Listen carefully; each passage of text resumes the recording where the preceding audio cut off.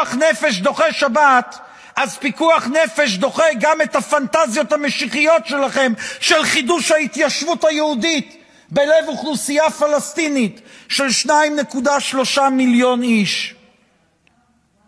איך אירעה התקלה הנוראית הזו שלבכם גס גם בחיי האחים והאחיות שלנו, ולבכם גם גס בחייהם של ילדים, של נשים, של קשישים, רק מכיוון שהם משתייכים לעם האחר. איפה במסורת ישראל למדתם את גסות הרוח הזו שמביאה חברי וחברות כנסת לעמוד כאן על הבמה ולומר שבקרב 2.3 מיליון פלסטינים אין אף אדם חף מפשע? מתי אירעה המוטציה הדתית, הרוחנית והלאומית והמוסרית הזו בקרב הקהלים שלכם?